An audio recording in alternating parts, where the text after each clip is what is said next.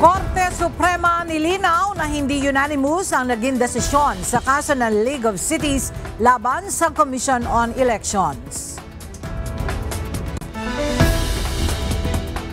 House of Representatives nanindigang sumunod sa konstitusyon kaugnay sa isinagawang impeachment process kay Vice President Sara Duterte. Hinihinalang underwater drone nakuha ng mga mangingisda sa Bolinao, Pangasinan.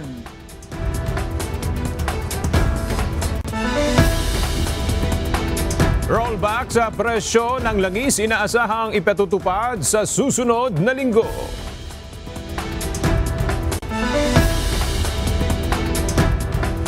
Low pressure area sa loob ng Philippine Area of Responsibility, isa ng ganap na bagyo. Isa pang bagyo sa labas ng PAR, patuloy na binabantayan ng Pag-asa.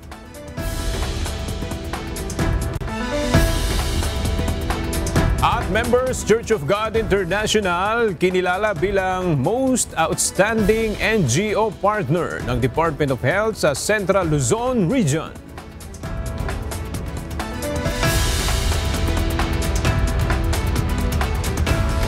Magandang tanghali mga kasangbahay. Ngayon po ay araw ng Biyernes, August 8, 2025.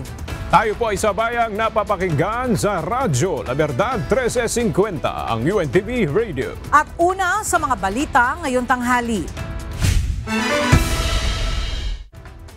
Naninindigan si House Speaker Martin Romualdez na hindi nila minadali ang paghahain ng impeachment case laban kay Vice President Sara Duterte. Ang maituturing anyang minadali ay ang paglilibing sa reklamo matapos ilagay ng Senado sa archive ang mga reklamo laban sa ikalawang Pangulo.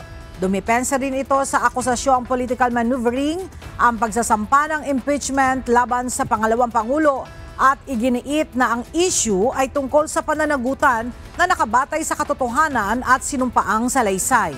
Ganito rin ang pananaw ng ilang House members. Anila, nakababahala ang aksyon ng Senado na tila pagsasantabi sa pagkamit ng pananagutan. Very much concerned talaga, disconcerting, at hindi na naman nga po ako nakatulog. Ang hindi po namin maintindihan kung bakit pinilit nilang may archive. Ang dating kasi dyan is that instead of upholding accountability, truth and accountability, na hindi pa nga tapos ang proseso, ay pinapatay na kaagad nila. Yung taong bayan at yung taong bayan po ay natili pong nagtatanong. At tinatanong po ng taong bayan kung nasaan po napunta yung mahigit kalahating bilyong piso na nawawala po. Tinatanong rin po ng taong bayan kung nasaan at kung sino si Mary Grace Piatos. Ano po ba ang iniiwasan at pinoprotektahan nila?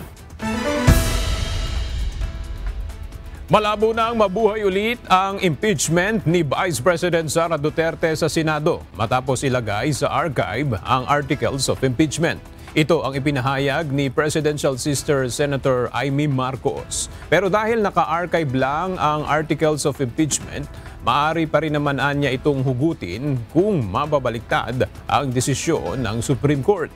Gayunman, duda si Senator Amy na muling pagbobotohan sa Senado na buhayin muli ang impeachment. Nitong Miyerkules, 19 sa 24 na mga senador ang pumabor na ilagay sa archive ang Articles of Impeachment laban kay VP Sara. Hindi ko alam. Dahil ako hindi ako naniniwala mangyayari yun eh. Kasi sinasabi nga, antayin yung 3 TRO, yung 3 MR, tapos yung TRO. Palagay ko, malabo na yan. Malabo na yun. Magti-TRO ba naman? Temporary relief pa ba naman ng sabi na nga eh. Wala namang hindi maliwanag sa pagkasabi na talagang immediately, di ba? Immediately executory. Ano pang itatanong doon? Nilinaw ng Korte Suprema na hindi unanimous ang kanilang desisyon sa kaso ng League of Cities versus the Commission on Elections o COMELEC. Payo ng hukuman, tingnan ang desisyon at resolusyon na nasa kanilang e-library.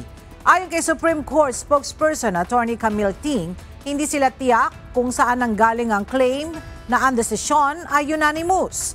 Noong isang araw, sinabi ni Senator Risa Hontiveros na unanimous ang desisyon ng Supreme Court sa kaso ng League of the Philippines. Nag-ugat ito sa pagtatanong ni Senator Rodante Marcoleta kung mayroon bang nangyari na binaligtad ng Supreme Court ang kanilang unanimous decision. Naninindigan ng Kamara na sumunod ito sa saligang batas at mga naunang desisyon ng Korte Suprema nang isagawa ang impeachment proceedings laban kay Vice President Sara Duterte. Tugon ito sa alegasyong may bad faith o sinadya ng Kamara na upuan ang unang 3 impeachment complaints laban sa Vice Presidente bago i-endorso ng mayorya ang ika-4 na reklamo. Mula sa House of Representatives, makibalita tayo kay Rosa Licoz live.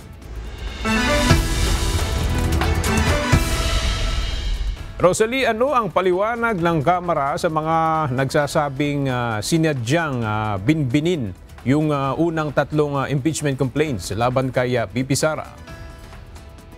Aga, patuloy ang posisyon ng House of Representatives na lahat ng naging aksyon ng Kamara tungkol sa paghahain ng articles of impeachment laban kay Vice President Sara Duterte ay ayon sa mga alituntunin ng saligang batas, gayon din sa internal rules ng House at sa umiiral na jurisprudence, kaya walang bad faith o hindi tapat na intensyon. Yan ang paninindigan ni House of Representatives spokesperson Attorney Princess Abante at House Prosecution Panel spokesperson Attorney Antonio Bucoy. Ginawa ng mga ito ang pahayag matapos ang public statement ni Attorney Ernesto Francisco Jr., ang petitioner sa landmark Francisco versus House of Representatives case. Ayon sa abogado, umaktong may bad faith umano ang Kamara nang maghintay ng ilang buwan bago aktuhan ang mga naunang impeachment complaints.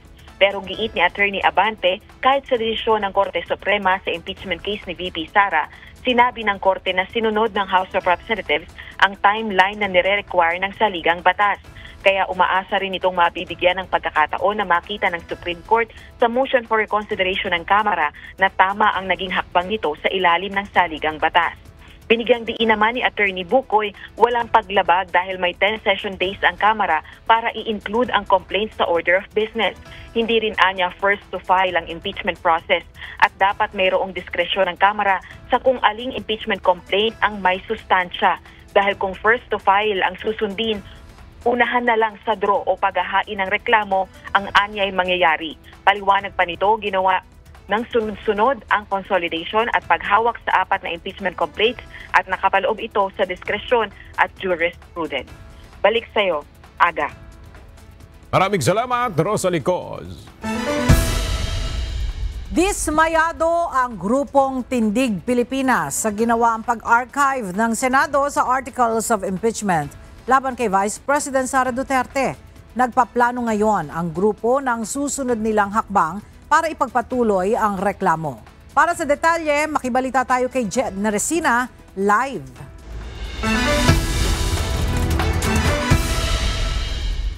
Jed, ano ang plano ng ilang grupong tutol sa desisyon ng Senado na i-archive ang Articles of Impeachment laban sa pangalawang Pangulo?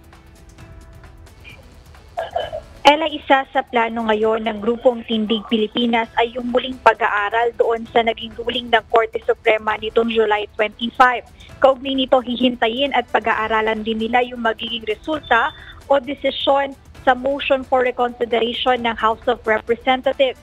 At ito nila yung magdidikta sa direksyon ng kanilang gagawin para sa impeachment laban kay Vice President Sara Duterte. Ayon kay Kiko Aquino D., co-convener ng Tindig Pilipinas na isa sa grupo na nagkilos protesta noong Miyerkules sa labas ng Senado, mahirap pang magbigay ng konkreto at tiyak na plano dahil malabo pa rin ang mga nangyayari sa kasalukuyan. Definitely right now kailangan nating pag-aralan yung July 25 decision, kailangan nating antayin kung ano yung magiging resulta ng motion for reconsideration, ano yung magiging final na framework natin sa impeachment. Kung lalabas nga po na via mas bagamat sobrang hirap na yung fast track mode or baka pwede nating i-pursue yung ibang avenues for impeachment, 'di ba? Yung pag-file ng complaint, tatalakayin sa House Committee on Justice and everything. But yun po, I think it's very hard to say ito yung gagawin natin with concretely habang yun napakalabo pa rin ng rules kung babaguhin pa rin to. Isa ang grupong Tindig Pilipinas sa mga grupo na nananawagan na huwag i-dismiss kundi bagkos ay ituloy ang impeachment trial ng pangalawang Pangulo. Kasama rin si D sa mga pinalabas sa plenaryo noong Miyerkules dahil sa umano'y hindi pagsunod sa patakaran ng Senado habang nagaganap ang sesyon. Paniwala naman ng Tindig Pilipinas na wala silang nalabag na patakaran ng Senado at kung mayroon man ay humihingi siya ng paumanhin. Ngunit nanindigan siya na dapat hindi minadali ng Senado ang archiving ng impeachment at dapat muna sanang inantay ang desisyon ng Korte kaugnay ng motion for reconsideration. Ayan muna update, balik sa'yo, Ella. Maraming salamat, Jed Naresina. Nagpakita si Vice President Sara Duterte kahapon sa Davao City. Ito ay matapos siyang akusahan ng Office of the President na lilipad patungong Kuwait ng walang kaukulang travel authority. Ang detalye sa report ni Jed Neresina. Pinabulaanan ni Vice President Sara Duterte ang sinabi ni Palace Press Officer Undersecretary Claire Castro na walang travel authority ang planong pag-alis ng Vice-Presidente sa bansa. Ayon kay VP Duterte, isa lang itong political scapegoating upang ilihis ang issue sa mga tunay na problema ng Pilipinas. There's no truth at all nga niadto ko og Kuwait without a travel authority. So, I guess isa na naman yon sa ginagawa ng Office of the President na yung ilihis ang usapan sa kung ano ang totoong nangyayari sa ating bayan. So ang tawag dyan is political scapegoating. Ang Travel Authority ay isang dokumentong kailangan kuhain ng mga opisyal ng gobyerno bago umalis ng bansa. Dagdag pa ng pangalawang Pangulo, ginawa ang mga paratang na ito matapos ibasura ng Senado ang impeachment case laban sa kanya, kung saan 19 na senador ang pumabor na i-archive ang kaso.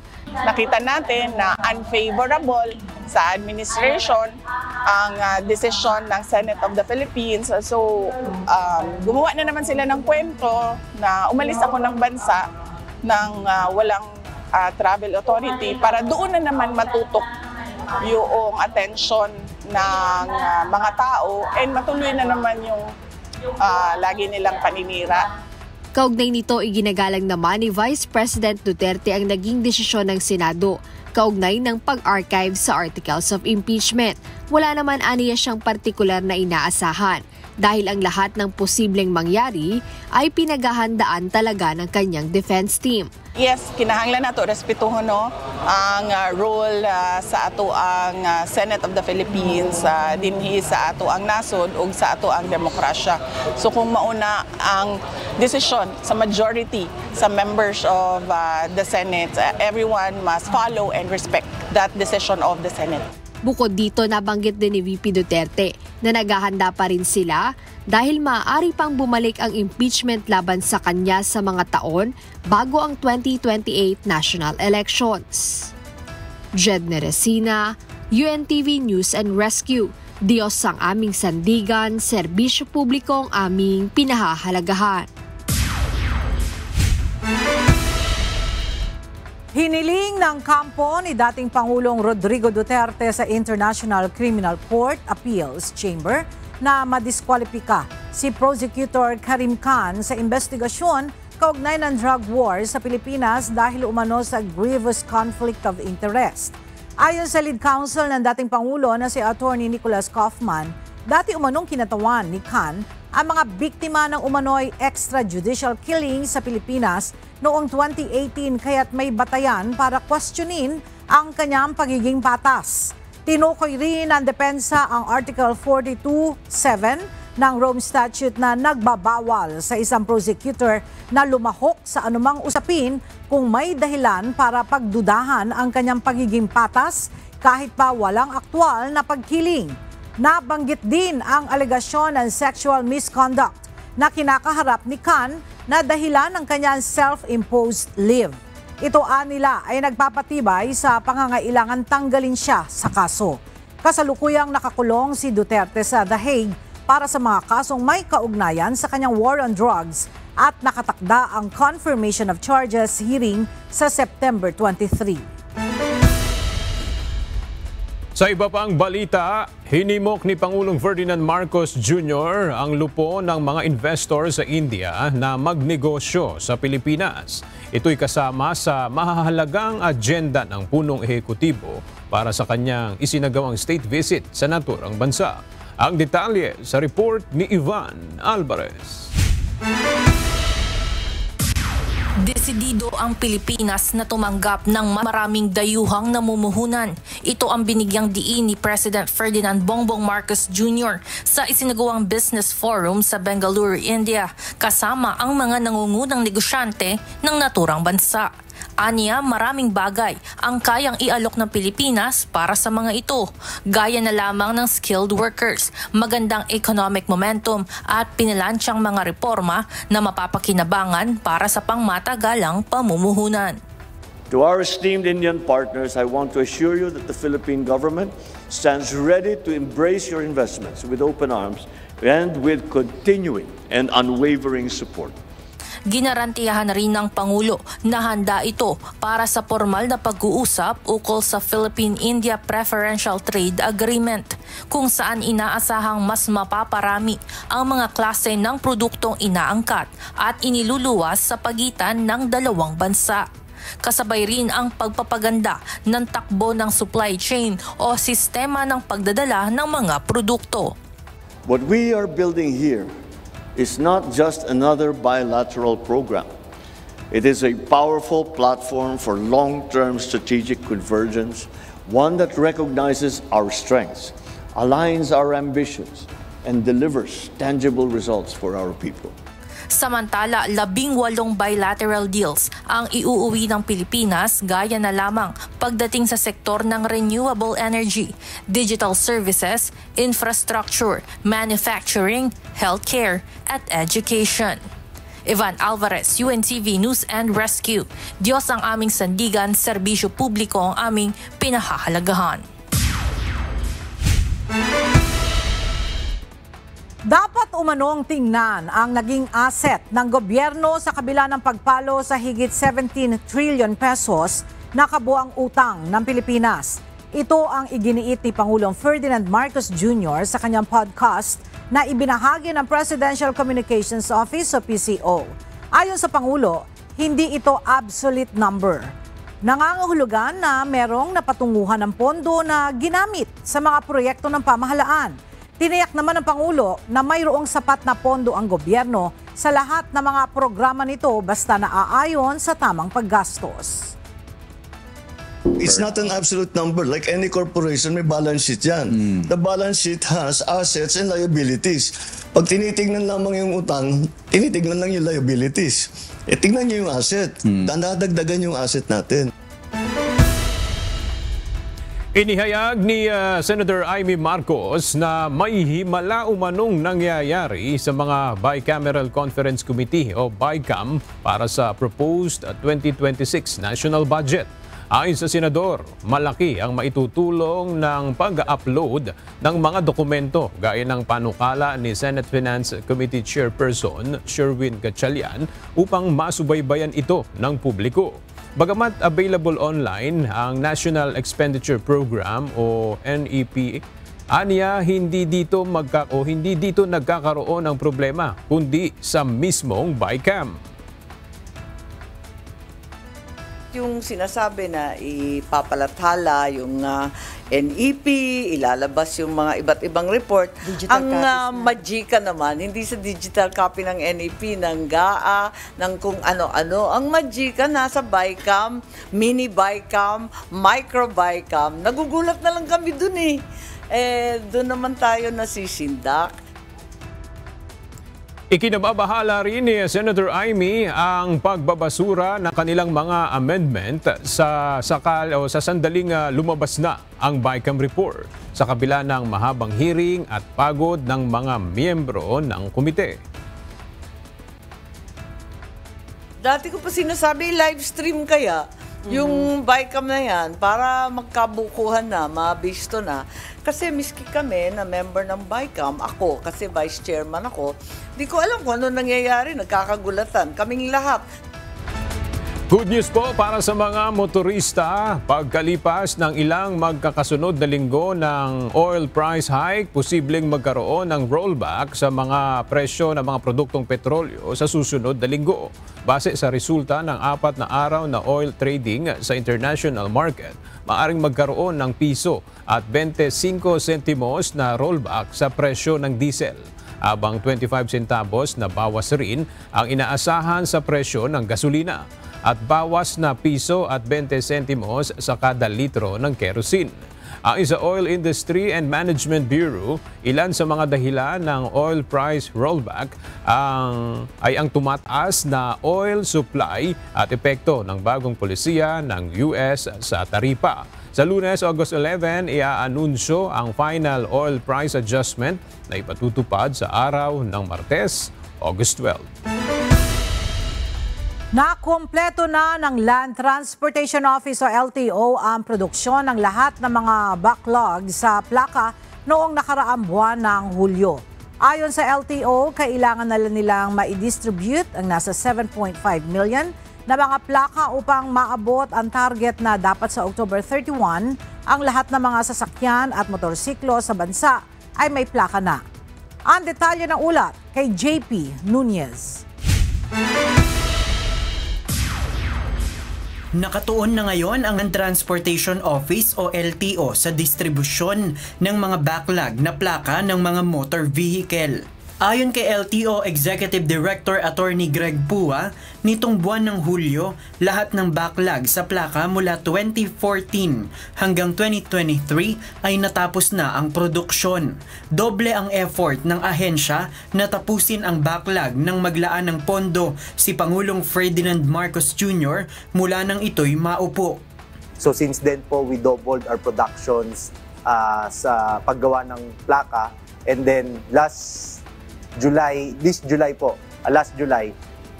we are happy to update na naiproduce na po namin ng plaka at ngayon po ay nasa distribution na po kami. Bago ang pag-upo ni PBBM, nasa 11 million hanggang 12 million ang nagpatong-patong na mga backlog sa plaka ng mga motor vehicle. Sa ngayon, meron pang nasa 7.5 million na plaka ang dapat ma-distribute ng LTO. Ang target ng ahensya, dapat sa October 31 ngayong taon, lahat ng mga sasakyan at motorsiklo ay meron ng plaka. 100,000 na mga plaka ang dapat maipamahagi ng LTO kada araw para maabot ang target na ito. Kabilang sa mga programa ng LTO para ma-distribute ang mga plaka ay ang kalulunsad lang na Stop Plate and Go, kung saan hindi na kailangan ng mga motorista na pumunta sa LTO office o dealer para makuha ang kanilang plaka. Minarapat ng LTO na direkta nang ibigay sa mga motorista ang plaka dahil baka may mga dealer na wala na o hindi nakilala kung sino ang may backlog sa plaka dahil sa tagal na rin ng issue. So hindi na rin alam, una hindi na po natin alam kung nandiyan pa yung dealer, pangalawa hindi na po natin alam kung alam pa nung dealer kung sino na po yung may-ari at yung kung may address ng may-ari. JP Nunez, UNTV, News and Rescue. Diyos ang aming sandigan, serbisyo publiko ang aming pinahahalagahan. 1 2 Inaasahang masisimula na sa buwan ng Oktubre ang rehabilitasyon ng 4 na EDSA busway station kung saan ihahalin tulad ito sa modernong disenyo na nasa bahagi ng SM North Avenue ayon sa Department of Transportation o DOTR. Ayon kay Transportation Secretary Vince Dizon, inaasahan na masisimulan sa buwan ng Oktubre ang pagsasaayos ng monumento, Bagong Baryo, North Avenue at Guadalupe busway stations bilang bahagi ng Phase 1 ng proyekto. Sa Phase 2 naman, 3 istasyon ang aayusin, kabilang na ang 2 bagong istasyon na Cubao at Parañaque Integrated Terminal Exchange o PITX. Kasi sabi nga ni Pangulo, kailangan bilisan natin itong mga proyektong to para sa mga commuters natin. No? So, ginawa natin ang paraan this year. Sisimulan na natin. Phase 1 and 2, each worth roughly about 200 plus million. Inihayag ngayon ng San Miguel Corporation na ang dahilan ng pagbaha kamakailan sa Commonwealth sa Quezon City ay bunsod ng mga bagong tayong kalsada at establishmento sa gilid ng Tulyahan River sa bahagi ng Barangay Holy Spirit. Samantala, nag-voluntary ng SMC na tumulong para masolusyonan ang problema ng baha sa Metro Manila. Mula sa Mandaluyong City may report si Benedict Samson live.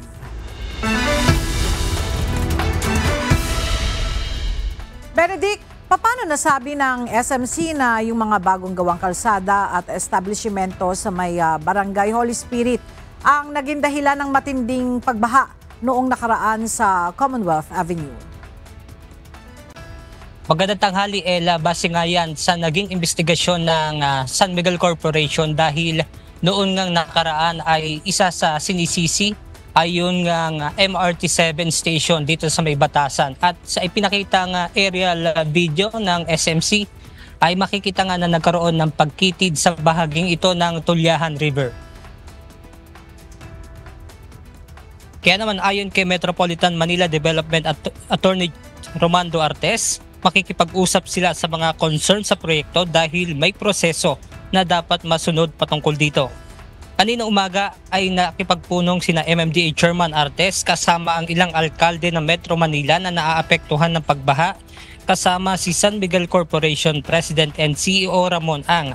Dito na ibahagi ng SMC na may nakita silang nakabara sa Tulyahan River na halos 1 kilometrong bagong gawang kalsada at maging ng eskwelahan. Ito rin ang hininal ang naging dahilan ng pagbaha sa Commonwealth Avenue nitong nagdaang bagyo at habagat.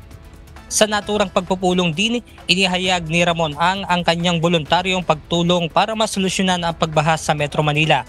Giit ni Ang, bukod sa pagpapalalim, ay dapat alisin ang mga nakaharang sa mga ilog.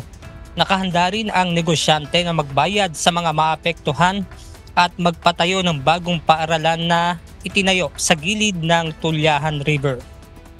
Lalayon nga rin ng pagpupulong na ito na mapaghandaan ng mga lokal na pamahalaan itong mga pag-ulan na maaring madala ng mga papasok na bagyo. At yan mo ang ating update mula rito sa Mandaluyong City. Balik sa inyo dyan, Ella. Maraming salamat, Benedict Samson. Iniyak ng Department of Economy, Planning and Development o DepDev na hindi tataas ang presyo ng bigas sa kabila ng 60 araw na suspensyon ng rice importation simula September 1. Ayon kay Secretary Arsenio Balisacan, may sapat na supply ng bigas sa bansa at inaasahan ang magandang ani ngayong taon, kaya hindi maapektuhan ang inflation. May mga dumarating pang imported rice at sapat ang buffer stock ng bansa para sa mahigit na 40 araw. Matatandaang inaprubahan ni Pangulong Marcos Jr. ang naturang hakbang para protektahan ang lokal na magsasaka kasunod ng rekomendasyong mula sa Department of Agriculture. If you look at the total inventory of rice in the market, even if we suspend the importation and during the harvest season, that is from in September and October, no, there will be enough supply. Suportado ng Department of Social Welfare and Development o DSWD ang panukalang batas na nagsusulong para bigyang prioridad ang college education ng mga benepisyaryo ng Pantawid Pamilyang Pilipino Program o 4Ps. Sa ngayon, hanggang secondary level lamang ang kayang suportahan ng programa. Isinusulong ni Palagin ang Pangkabuhayang Pilipino Party List Representative JC Abalos. Ang House Bill number 1040 o ang 4Ps Support Tertiary Education and Employment Program o 4Ps TIP. Sa ilalim ng panukalang batas, 10% ng mga enrollment slots sa state universities and colleges ang ibibigay sa 4Ps beneficiaries. Libre ang gamutan para sa sakit na tuberculosis sa lahat ng health centers sa bansa. Pero sa kabila nito, nananatiling laganap ang sakit na TB sa Pilipinas. Ang detalye sa report ni Ivan Alvarez live. Ivan, bakit laganap pa rin ang tuberculosis sa Pilipinas kung may access naman sa libreng gamutan? Yes, Aga, ayon sa Executive Director ng Philippine Tuberculosis Society, marami pa rin mga Pinoy ang takot magpakonsulta sa doktor dahil sa stigma na baka layuan sila ng mga tao kung mayroong sakit na tuberculosis. Nananatiling mataas ang kaso ng mga nagkakaroon ng tuberculosis sa Pilipinas. Ito ang iniulat ni Dr. Pauline Ubial, Executive Director ng PTSI. Anya, kumpara sa ibang mga bansa, hindi pa rin lubusang masolusyonan ang dumadaming kaso ng TB sa Pilipinas. It is very unfortunate that the Philippines is the only country in the world where tuberculosis is still increasing in terms of its prevalence. We are number 1 in Southeast Asia in terms of prevalence, and we are 4th ranked country in the world in terms of TB burden.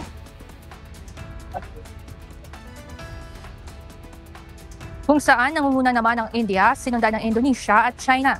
Ayon kay Dr. Ubial, mahalaga ang preventive treatment upang hindi magkaroon ng tuberculosis. Kagaya na lamang nagpapa-chest x-ray kada isang taon. Anya, hindi dapat matakot magpagamot dahil may antibiotics naman kontra dito na libre makukuha sa mga health centers sa buong bansa. Hindi na rin anya kailangang i-confine sa ospital, kundi maaari na lamang kumuha ng mga gamot at sa bahay na lamang magpagaling. Dagdag pa nito, hindi dapat katakutan ang sakit dahil kaya makarecover ang isang individual basta tuloy-tuloy ang gagawing gamutan.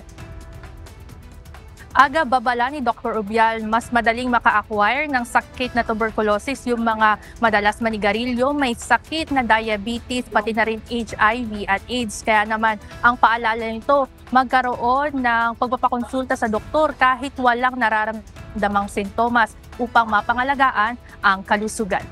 Yan muna ang update mula dito sa Quezon City. Balik sa inyo dyan, Aga. Maraming salamat, Ivan Alvarez. Tiniyak ng Department of Migrant Workers na patuloy silang nakikipag-ugnayan sa mga kaanak ng 9 na tripulante ng MV Eternity Sea na nananatiling hawak ng mga Houthi. Ayon kay Migrant Workers Secretary Hans Leo Kakdak, nag-aalala ang pamilya ng mga ito ngunit hindi anya tumitigil ang kagawaran sa pag-update sa mga ito gaya na lamang tungkol sa mga aksyon ng pamahalaan upang mapauwi ang mga marino. Dagdag pa ng kalihim, personal na binibisita ang bawat pamilya, sumasailalim sa counseling at nakakakuha ng pinansyal na tulong mula sa pamahalaan.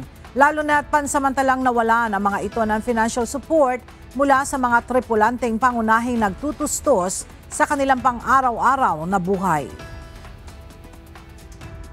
Number 1 directive sa amin ng Presidente is to take care and support the family. Meron kaming sama-samang group chat.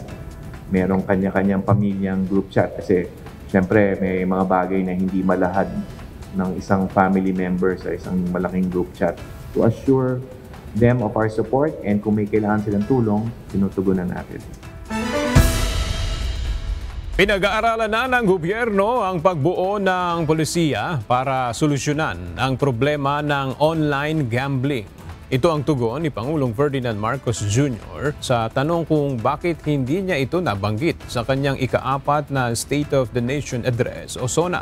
Ayon sa Pangulo, ipatatawag niya ang mga stakeholder upang makuha ang kanilang pananaw ukol sa issue. Dapat din aniya na solusyonan ang social effect ng online gambling dahil sa pagkakalulong ng iba pati na ng mga kabataang natutong magsugal. I have already started to organize to convene a conference of those who are all the stakeholders. Isang pinaghihinalaang underwater drone ang narecover ng mga lokal na mangingisda sa karagtang sakop ng Bolinao, Pangasinan. Sa ngayon ay naisurrender na ito sa Philippine Coast Guard para sa isasagawang pagsusuri at investigasyon. Para sa detalye, may report si Ryan Lacanlale, live.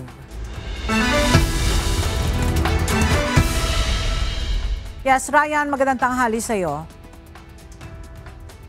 Magandang tanghali, Ella. Kinumpirma nga ng Philippine Coast Guard ang na-recover na isang hinihinalang underwater drone na natagpuan ng mga mangingisda sa dagat malapit sa Bolinao, Pangasinan. August 6, 2025, habang nasa laot sa layong 149 nautical miles northwest ng baybay ng Bolinao, napansin ng mga mangingisda ang isang nakalutang na orange na bagay na pinaniniwala ang underwater drone.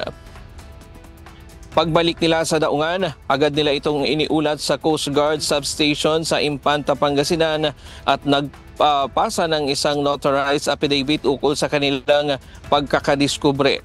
Ang nadiskubring bagay ay may sukat na humigit kumulang 160 centimeters ang haba, 20 inches ang lapad at may bigat itong 100 kilograms.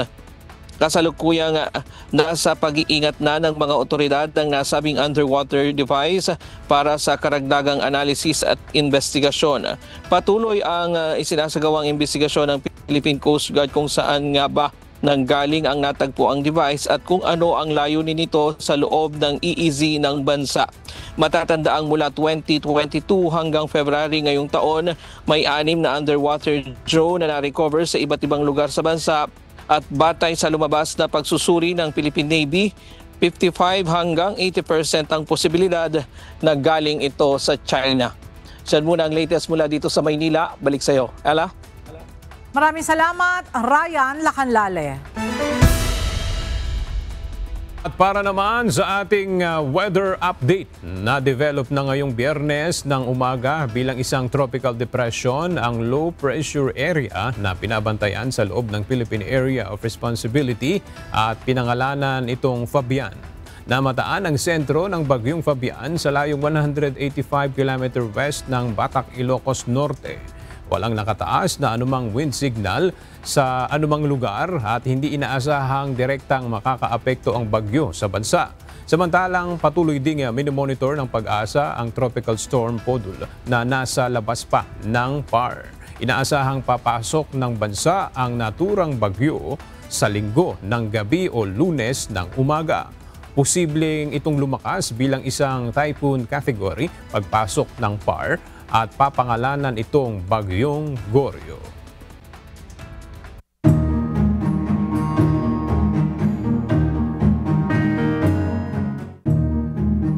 Inihayag ng isang opisyal ng Department of Science and Technology o DOST na mas tumitindi ang banta ng mga paparating na kalamidad. Sa kabila ito ng patuloy na paghahanda ng mga ahensya ng pamahalaan sa pagtugon sa mga sakuna. Alamin natin yan sa report ni Grace Doctolero, live.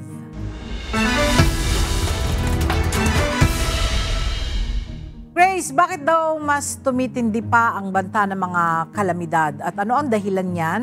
At ano ang solusyon na tinitingnan ng mga otoridad?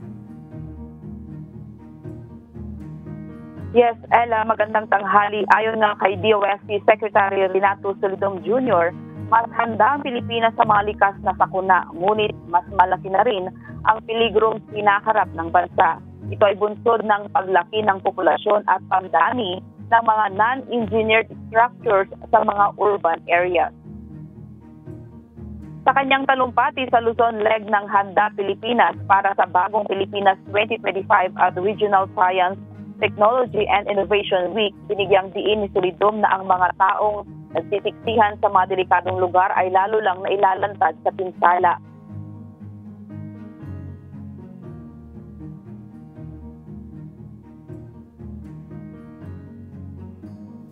The risk is very high in urban areas simply because of the concentration of people, napakaraming tao, napakaraming mga gusali, maraming taong pupunta at naninirahan sa mga delikadong lugar at bahay dahil may oportunidad na magkatrabaho. So maraming non-engineered structures sa mga urban areas tulad ng Metro Manila. Samantala, sinabi naman ng Office of Civil Defense na patuloy ang pag-aayos ng mga sistema at pagpapaigting ng mga science-based tools para sa early warning at disaster response.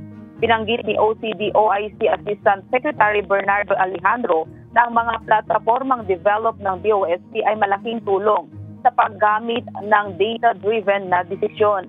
Sa larangan naman ng inobasyon, binigyan din ni Solidum ang pangangailangang mailapag sa merkado ang mga produktong gawa ng mga Pinoy innovators. Sa pamamagitan ng programang Propel, tinutulungan nila ang mga inventor na makakuha ng investors.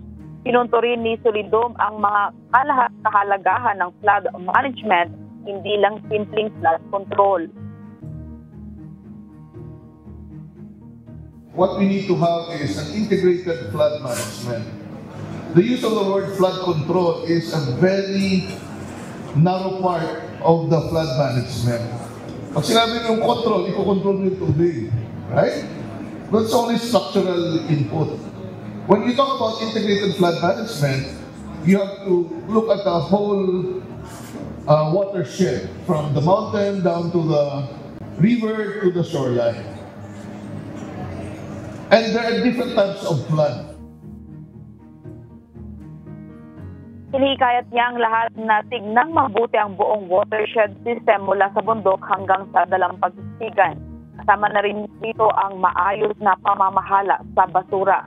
Malinaw ang mensahe mula sa mga ahensya ng gobyerno, ang paghahanda laban sa kalamidad ay hindi lamang responsibilidad ng pamahalaan, kundi ng bawat isa.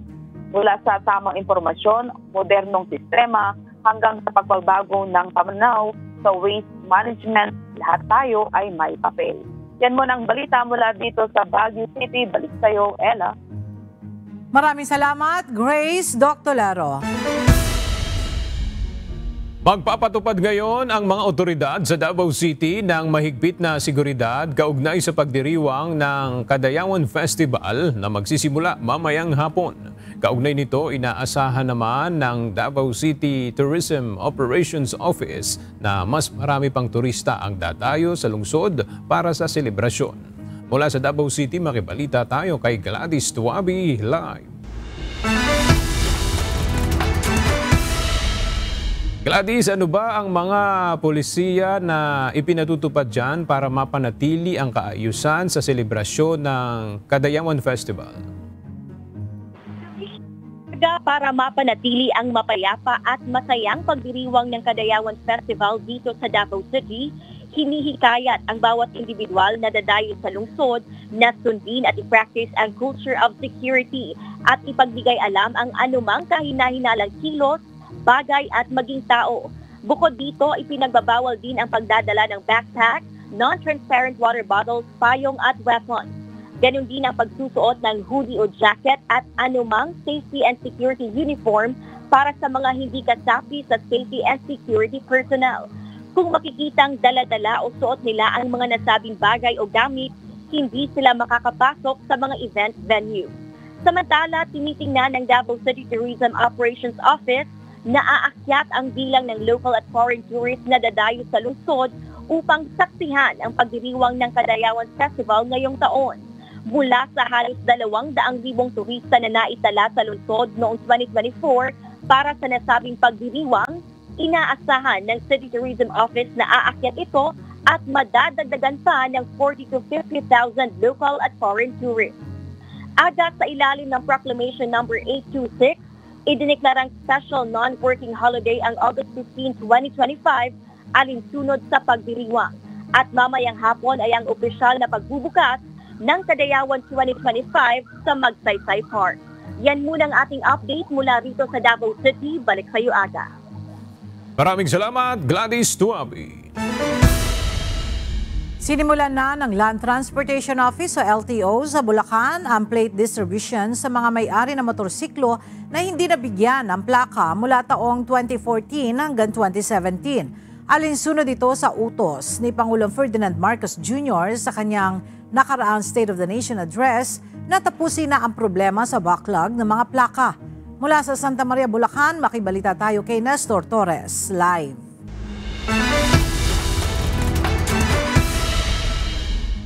Nestor, marami na bang motorista ang kumukuha ng plaka dyan sa LTO sa Bulacan?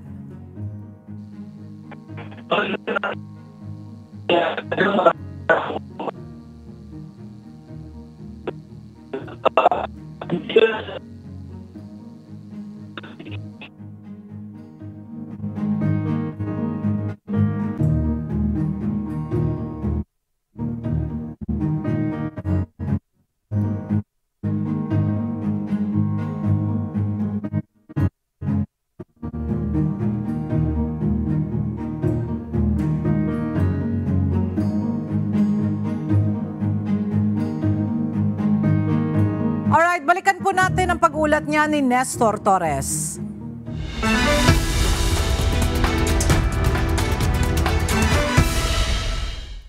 Isa sa pinangangambahan ng pamahalaan ang pagkakaroon ng outbreak ng sakit sa mga evacuation center sakaling mangyari ang The Big One sa bansa.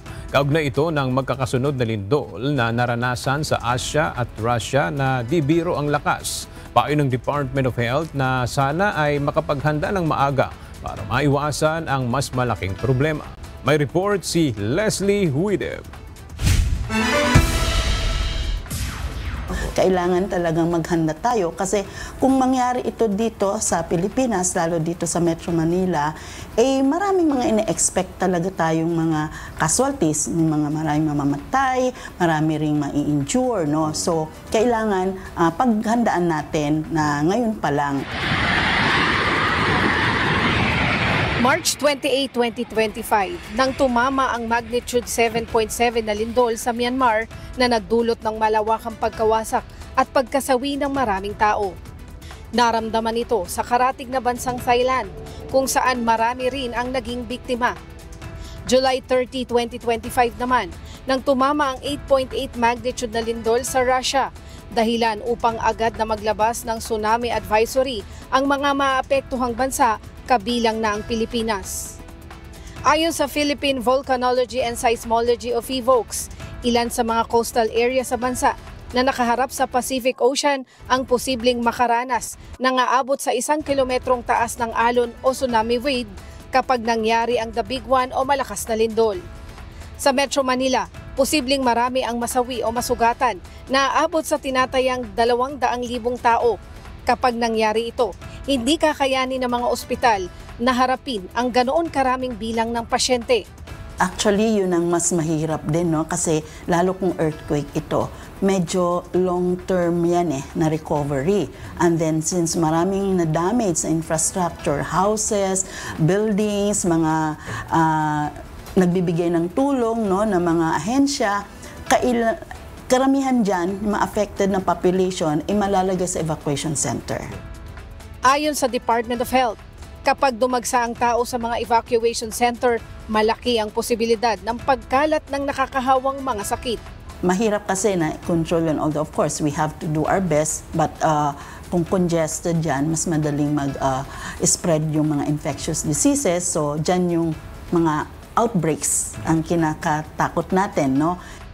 Ayon sa DOH, kailangang mapaghandaan at maging maalam ang publiko sa kung ano ang dapat gawin upang mapanatili ang kalinisan sa mga evacuation center.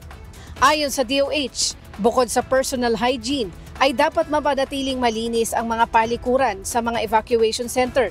Tama ang pagtatapon ng basura at agarang pagkonsulta kapag may nararamdaman.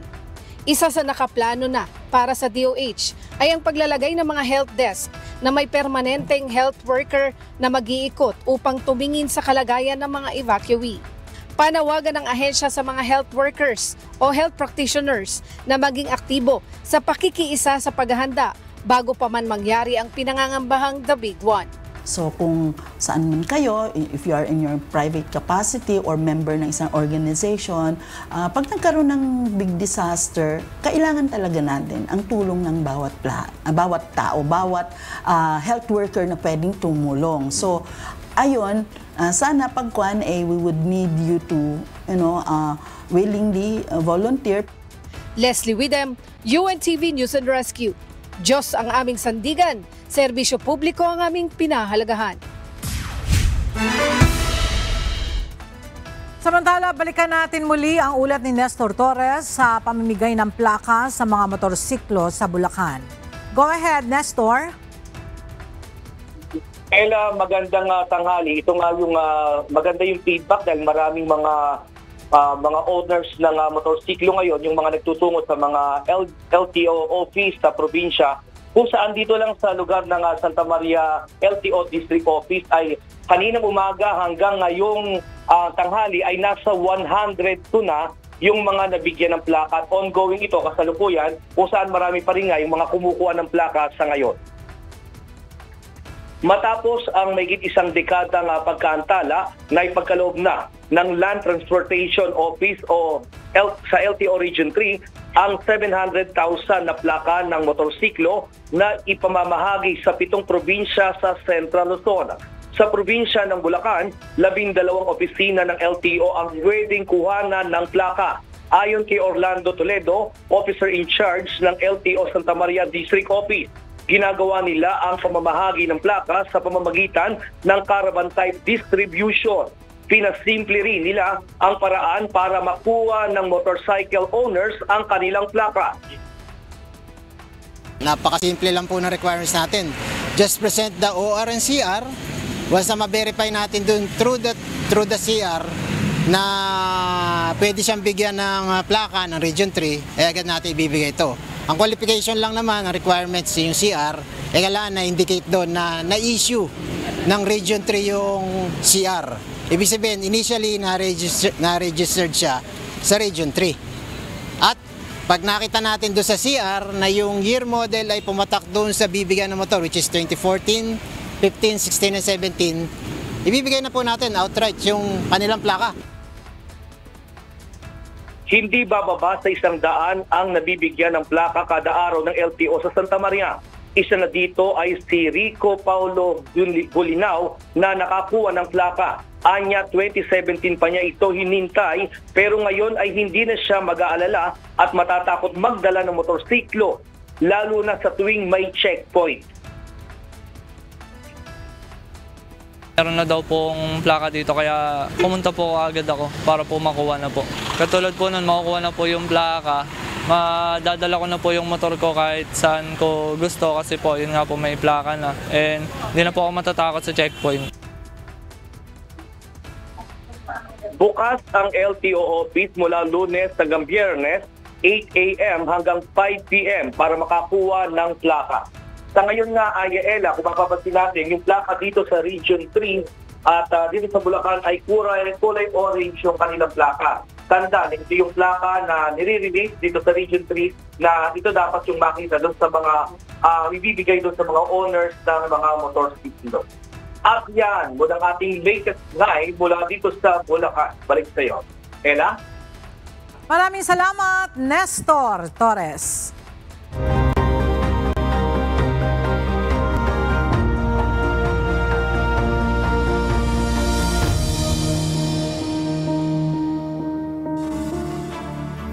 Pinarangalan ng Department of Health Region 3 bilang Most Outstanding Non-Government Organization ang Members Church of God International sa Sandugo Award 2025. Nangunguna ang MCGI sa lahat ng mga private sector sa Central Luzon pagdating sa Regional Voluntary Blood Donation Drive ng NGOs. Narito ang report ni Nestor Torres.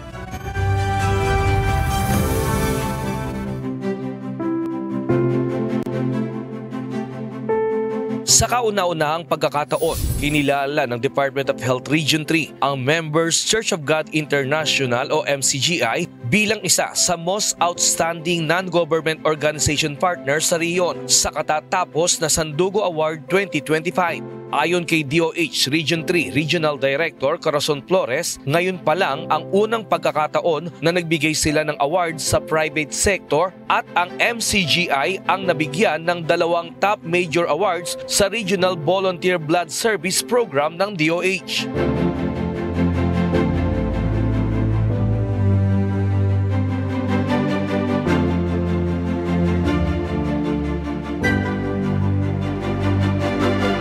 Would like to thank our partners, especially the MCGI, kasi isa po kayo sa tumutulong na ma-ensure na marami po tayong nakukolektang dugo. And Mr. Daniel Rason, maraming salamat and congratulations for being one of our top awardee for this 2025 blood donation activities.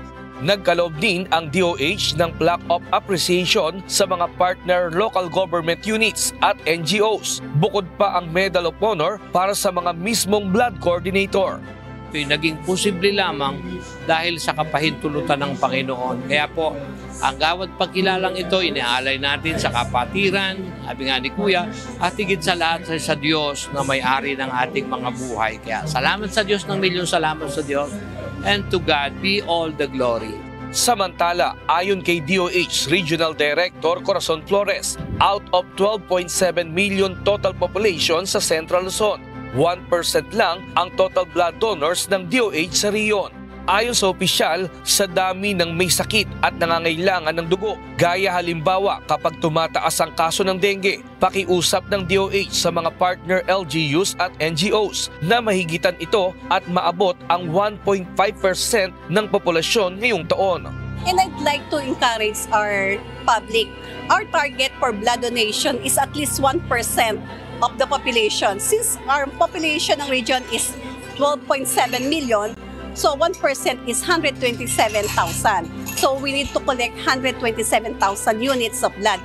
That's for 2024. So yun po yung nabanggit ko, and happy to say na ang dami nating awardees ngayon. Ipagtulungan po kami para maitaas ang porsyento ng blood collected sa ating provincial population. Napakagandang ito ay ating ipagpatuloy o kung maaari mahigitan pa natin yung ating pinagtulungan sa bawat taon sapagkat sa pagdami ng mga tao, mas marami lalo po ang nangangailangan sa dugo.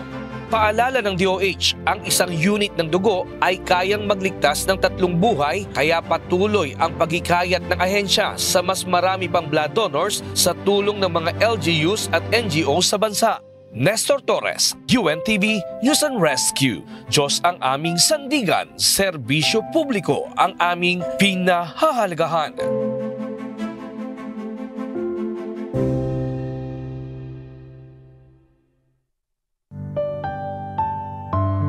At sa ating pong iiwang mga salita ng Diyos na ating sandigan mula sa aklat ng Ikalawang Kronika, Kapitulo 7, versikulo 14 na nagsasabi, "Kung ang aking bayan na tinatawag sa pamamagitan ng aking pangalan ay magpakumbaba at tumalangin at hanapin ang aking mukha at talikuran ang kanilang masamang mga lakad, akin ngang titingin sa langit at ipatatawad ko ang kanilang kasalanan at pagagalingin ko ang kanilang lupain."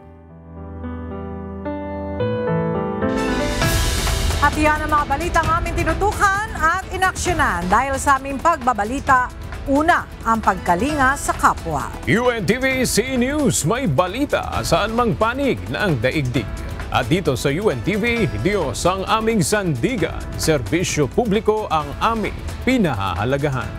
Magandang tanghali at Happy Weekend!